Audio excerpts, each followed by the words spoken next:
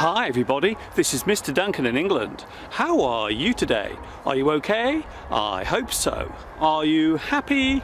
I hope so. Today I'm feeling very excited. Do you know why?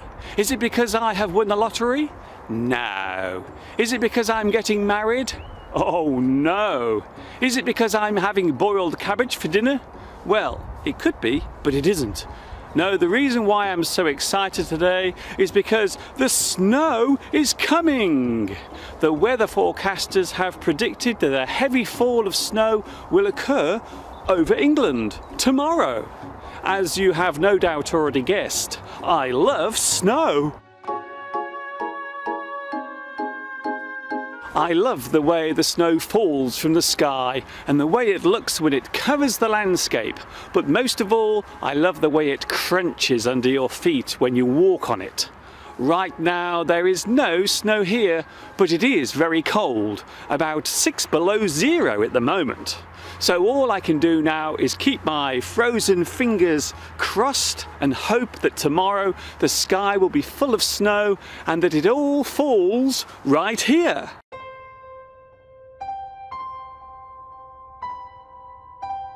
Whether the weather will be mild and sunny, whether the weather will be cold and chilly, whether the weather will be windy and wet.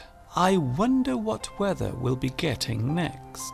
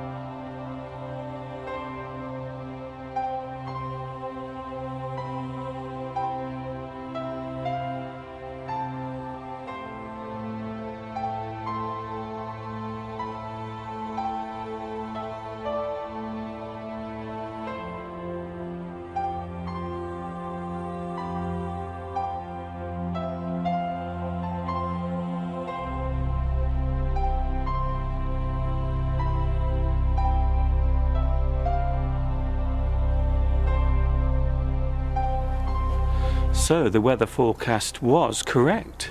It has started to snow. How much will we get? How heavy will it be? We'll just have to wait and see.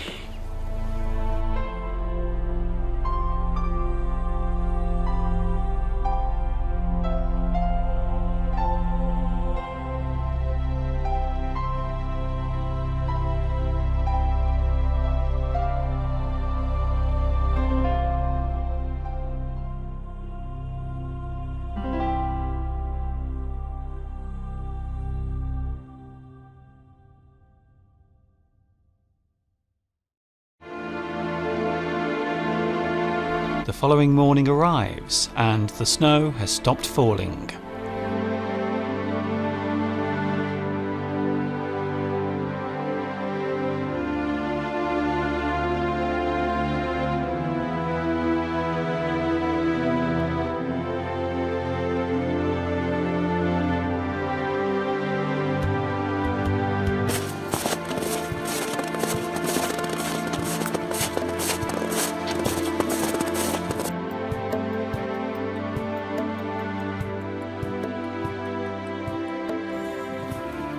I have decided to come and take a walk around one of my most favourite places in the area where I live, Baggeridge Park in Staffordshire.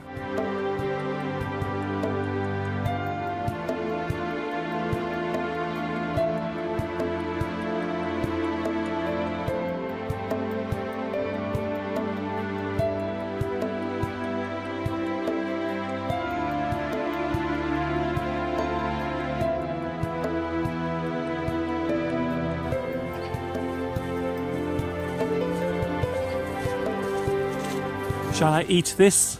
Shall I? Shall I have some? There is a belief that you should never ever eat snow, especially if it's yellow. Well, perhaps you would eat it if your life depended on it. The feeling of walking out on a chilly day is like no other. It's a refreshing and invigorating experience. If you wrap up warm, you can walk and walk.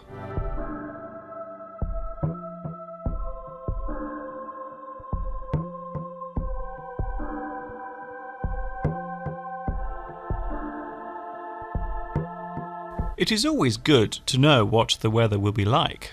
Of course, accurately predicting the changes in the weather is not easy. There are many changes to consider.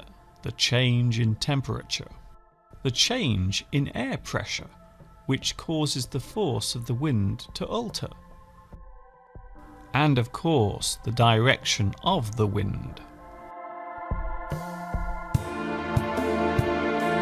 The likelihood of extreme weather events, such as typhoons and hurricanes, can be predicted quite well these days.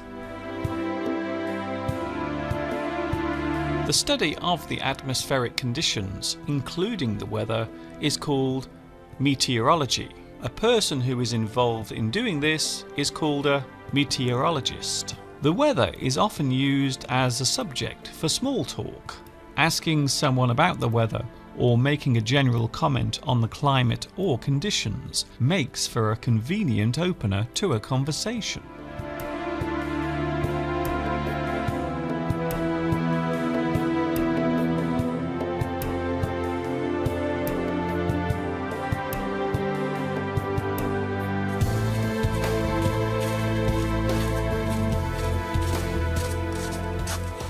There's one thing to remember about walking on snow, and that is to make sure that you wear shoes that have very thick, rugged soles. Unlike me today, I'm wearing shoes that are smooth and flat, and needless to say, I keep slipping everywhere.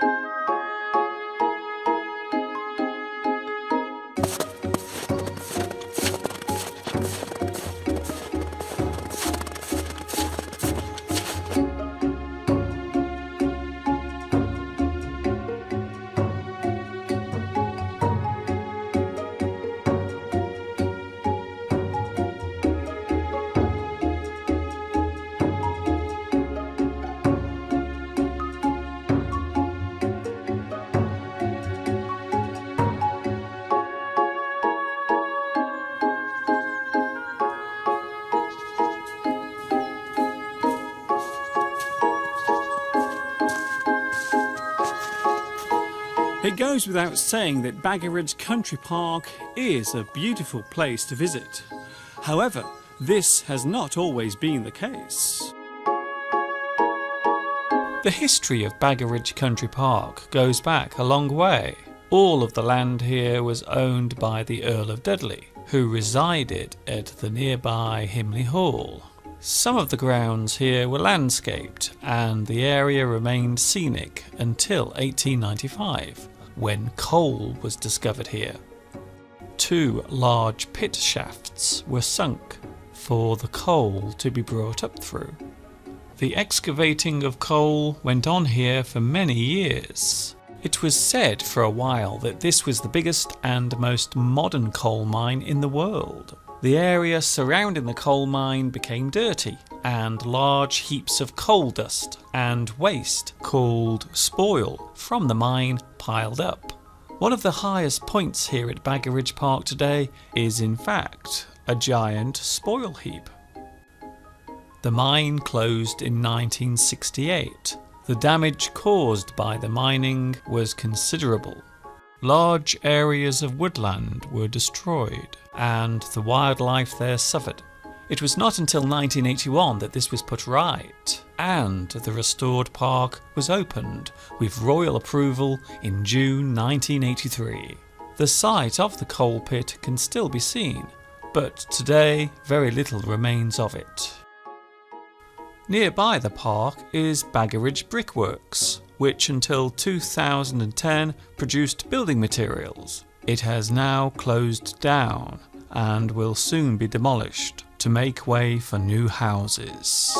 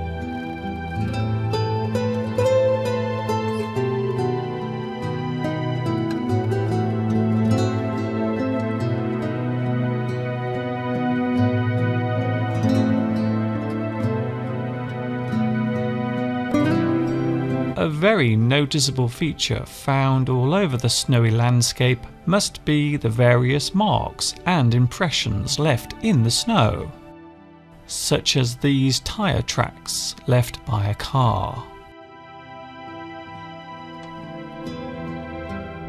paw prints left by a dog, footprints left by a pair of heavy boots. Even the feet of small birds are able to leave an impression on the snowy surface.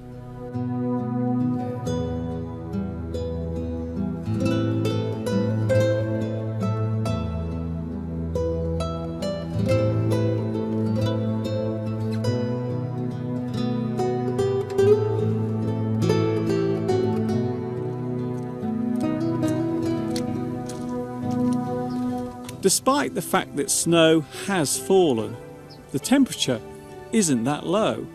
In fact, if you look around me now, the snow is already beginning to melt.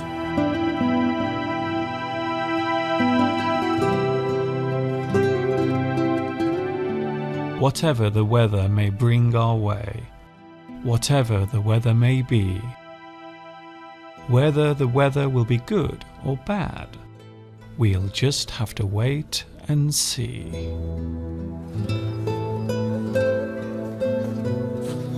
I hope you have enjoyed today's lesson, showing you the sights of Baggeridge Park and proving, at least for once, that the weather forecasters can get it right. Now and again. This is Mr. Duncan in England saying thank you for watching me, teaching you, and of course, ta-ta for now.